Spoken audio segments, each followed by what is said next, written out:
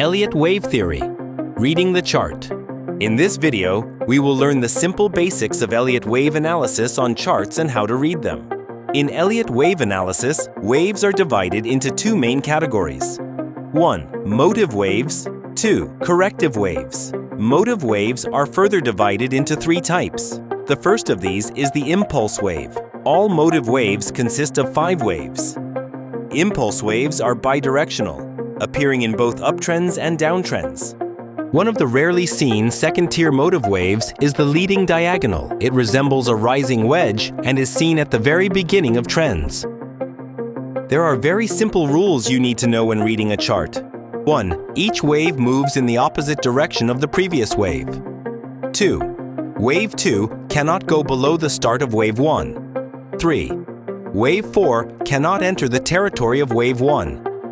If waves enter an area on the chart where they shouldn't, it means that the analysis will have to change. Another rule, wave 3 can never be the shortest wave. However, this is generally a rule that those preparing the analysis need to know. Our other category is corrective waves. Corrective waves are divided into 4 types. The first of these is ABC waves. In an uptrend, the ABC correction is downward. In a downtrend, the correction is upward. And a corrective wave always follows motive waves.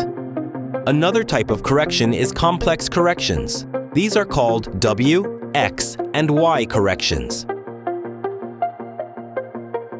The last type of correction is the triangle correction. Triangle corrections consist of 5 waves labeled A, B, C, D, and E.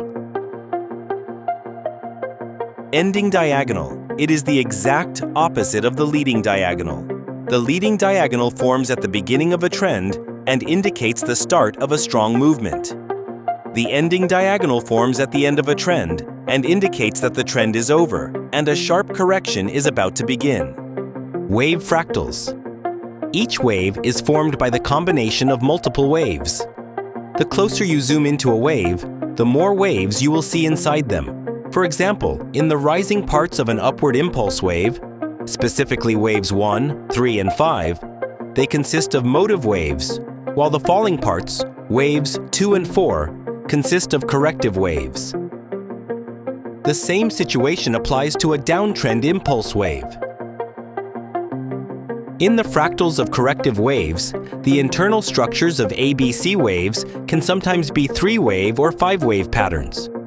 These situations are specified to you by professional analysts. You don't need to do the calculations yourself. It is enough to know the position of the fractals. In complex corrections, namely the WXY correction, each W and Y wave is actually an ABC.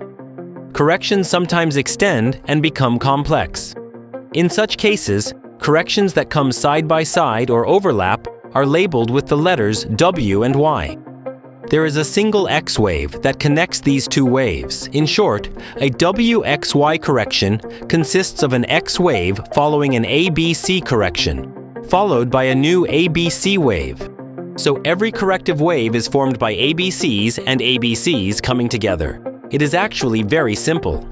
If complex corrections continue to extend, they are labeled and shown with the letters following Y.